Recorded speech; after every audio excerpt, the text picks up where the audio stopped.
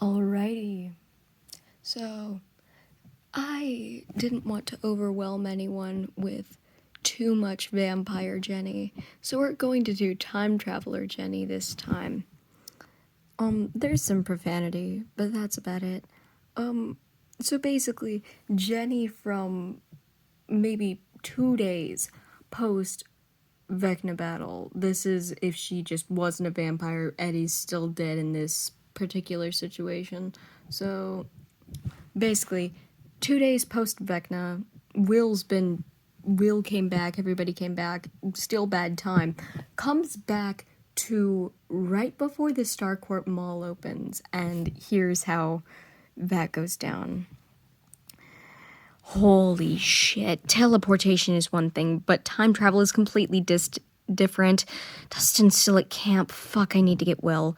Will, this is Jenny. If you could get the party to my house, that would be great. Get Steve too. This is incredibly important. Over.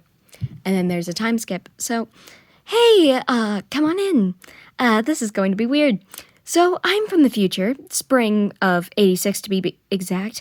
I'm going to try and avoid the minefield of trauma and casualties that happened this summer. No, Steve, I'm not going to let you interrupt me.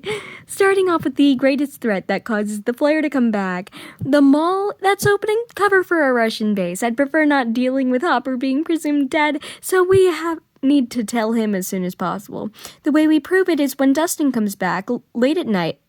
He receives a Russian transmission coming from the mall. Coin ponies have music that can be heard in the background of the transmission, giving away the Russian's location. Next big problem, Flare's back. Get Max to keep an eye on Billy, please. He's next to get flayed, and I don't want to deal with the 30-foot tall creature of trans-dimensional particles and amalgamated flesh. Melted like 30 people. And then watch it get covered up as a mall fire. Sorry, Lucas. Going to do my best to prevent Elle from losing her powers from mind flare shenanigans if I can, so you don't get to throw firecrackers at creatures from the upside down this time. Steve, do not go in a Russian base without federal backing. You will get permanent brain damage from the nerve agent the Russians inject you with in a combination of another concussion. Am I clear on that plan? I'm interpreting your silence as yes. If we do this right, we will save ourselves a lot of trouble. Also, I would punch Mike preemptively for what he says to Will, but hopefully he just won't say it this time. I would have mentioned that earlier, but it's not a world-ending threat, just Mike being an ass.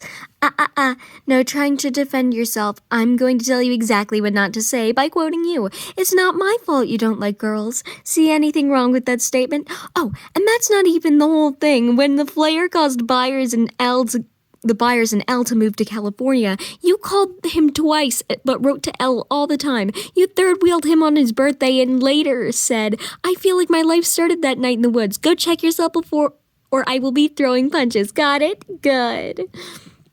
And that is all for that little story. She's just ranting. It's great.